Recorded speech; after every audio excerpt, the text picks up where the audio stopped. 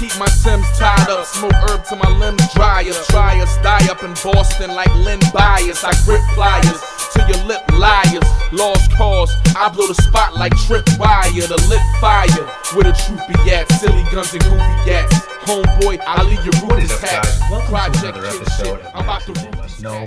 I'm actually bumping this fragrance up and reviewing it today. Got a sample on paper and blind bought it off of that last week when it came out last week. I bought it this week, but I did not try this one on my skin, full disclosure. I saw it in Bloomingdale's last week and I said I gotta get this one and review it. And I've had it now and worn it for about 5 days. And the reason why I'm bumping it up is because I have a list of about 70 fragrances in my collection to review. I have them listed and ordered, and I would not have gotten to this one until sometime next year if I just shoved it in the queue. There are a few other designer fragrances I want to get and move up in the queue as well. Some newer ones. Hermes is coming out with a new Jardin fragrance, which I believe is going to be Jean-Claude Ellen's last, at least, Jardin fragrance, and it's going to be centered around jasmine and kumquat. And then Giorgio Armani released a new flanker to Acqua di Gio, a darker parfum version. So hopefully I'll be reviewing those pretty soon as well. The Armani is out. The Hermes, I'm told by Hermes people, will not come out until March. So we have some time there. But I didn't want to shove this one into the queue.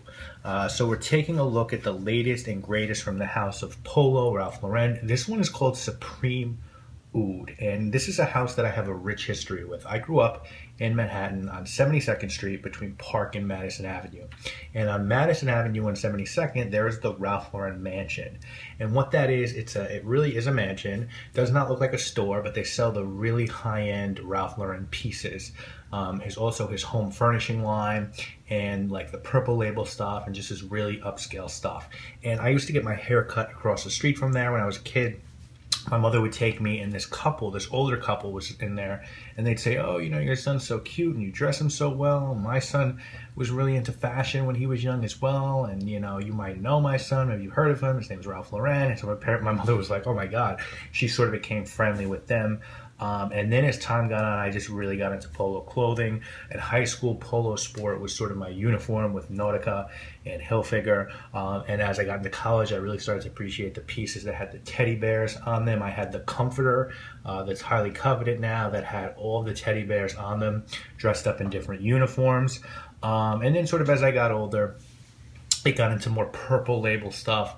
I have a Purple Label. All the Purple Label stuff's made in Italy. It's their highest, and Ralph Lauren's highest end line. And I have a Purple Label blue pinstripe blazer that I don't even begin to tell you how much that cost. Handmade in Italy. It is beautiful. I also have some Purple Label polos and some Purple Label dress pants. Love the Purple Label stuff. Polo Ralph Lauren has also had a huge impact on hip-hop culture. In the 80s, late 80s and early 90s, there was a crew in New York called the Polo Lowlifes. And what they would do is they would just rush into department stores and the Polo stores about 70, 80 deep and just take everything they could that was Polo. And then they would just wear nothing but Polo.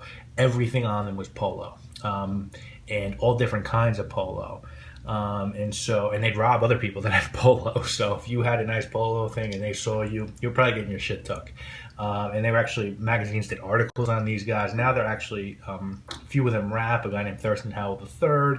And some of the pieces that they really like, there's a Snow Beach pullover. It's like a windbreaker, and it's one of the first Polo Sport pieces that ever came out. You can see the Snow Beach pullover on eBay for like $4 or $5 grand. So a lot of Polo pieces from the 80s and 90s have high, very, very high resale value.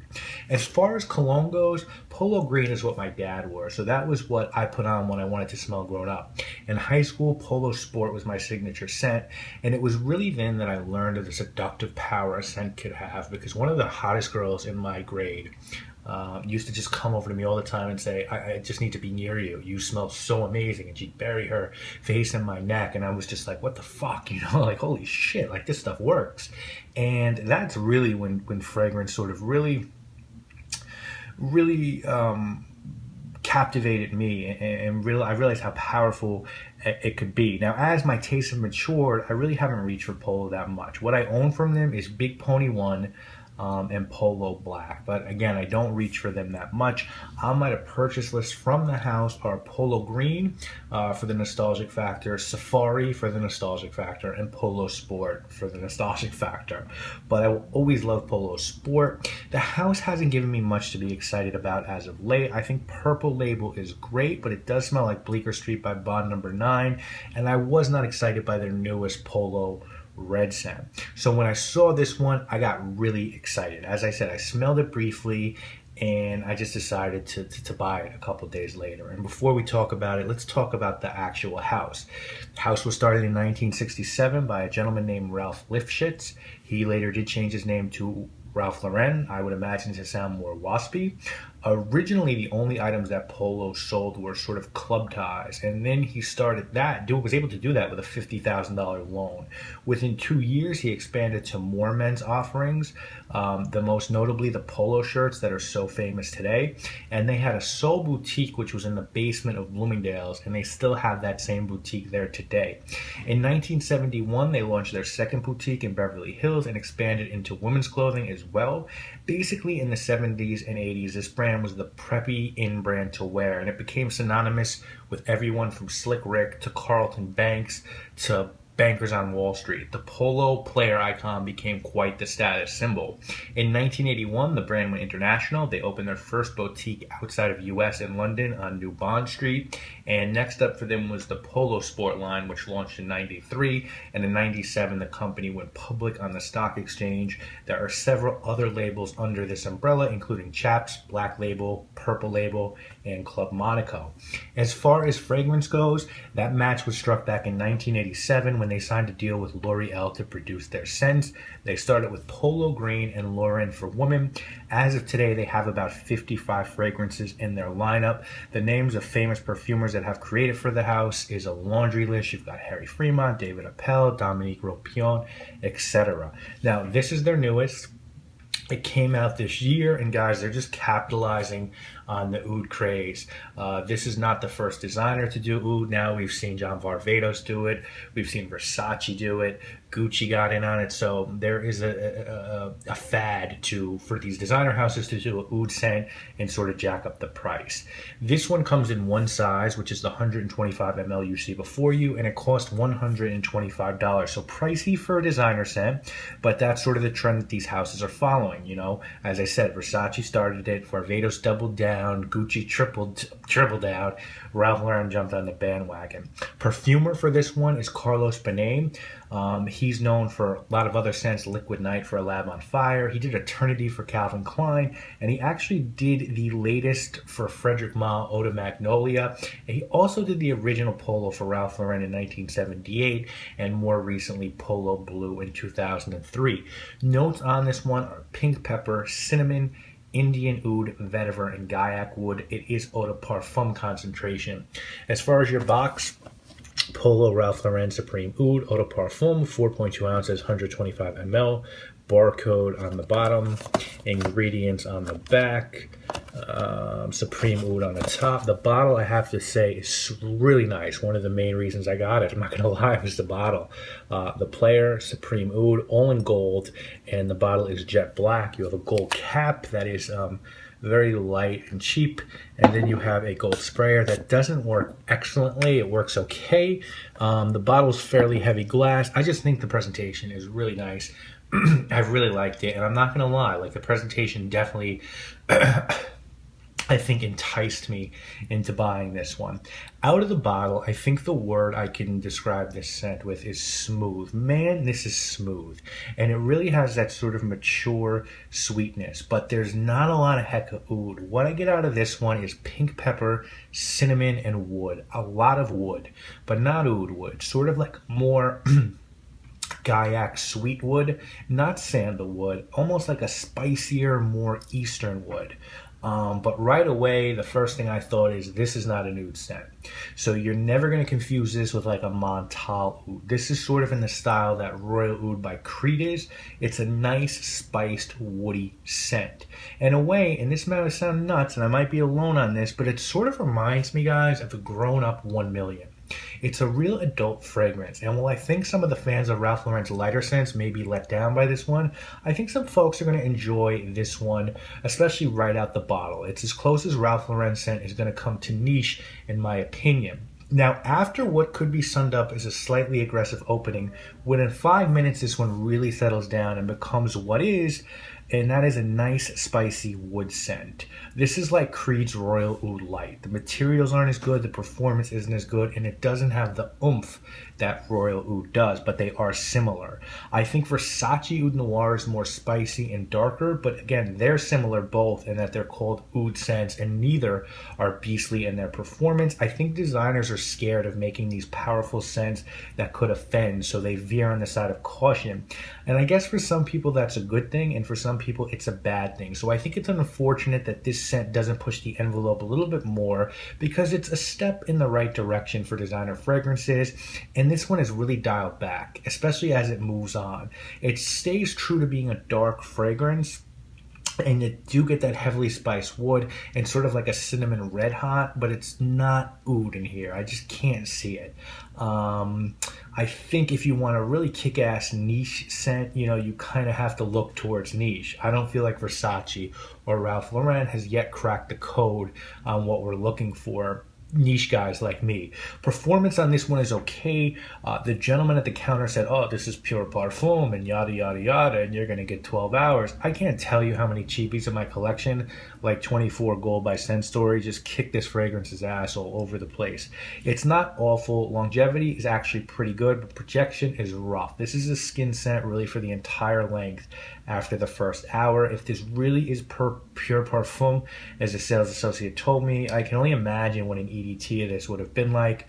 I think this is better as a men's scent, but women who like a darker scent could pull this off, and this is going to do best in spring and fall. It would actually probably work really well as a spring evening scent, and that's how I can envision myself wearing this one. I think it's fine for work, dates, and casual would be best for this fragrance. If you can't get this or wanted something different that performs better, I would check out Oud Wood by Tom Ford, Colonia Intensa Oud by Acqua di Parma, and Royal Oud by Creed. Those to me are sort of the best 3 oud scents for people who don't love oud. All of those are far better than this one and smell like this one with just dialed up materials and performance. If those are too much money for you, this one might be a good option. I think if someone was trying to sell you on this one, they would tell you, well, I think the scent has to be sold to a very specific person, and that's who I think it's made for, because the niche snob is going to laugh at this one as a Fisher Price my first oud scent, and the guy who gets the stuff at TJ Maxx and just wants to smell good isn't going to pay $125.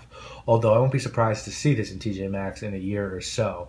This is for the guy who wants the bridge between Polo Black and Montal Red Oud and doesn't want to pay $210 for Oud Wood by Tom Ford. I think that guy could dip his toe into the adult, more mature scent pool without smelling like cumin or breaking the bank. This is a really good bridge scent. On the flip side, that guy would probably be better suited throwing down another $60 and getting Royal Oud from FragranceNet or ADP Colonia Oud, because this one honestly doesn't give you a lot of bang for the buck. And if you've got a collection with Oud Wood or M7 and some of those other oud scents that I mentioned, there's not a huge reason you need to own this one other than for collection or review purposes. So this is a really tough one for me to score, because I get it and get why it hit the market. I work in marketing, and will some scents make no sense to me, no pun intended. This one really does, but there are so many better fragrances out there that do what this one does for less money. And I hate the lies, and I find it very hard to believe that this is an EDP, and harder that there is anything close to resembling synthetic or natural oud in this composition.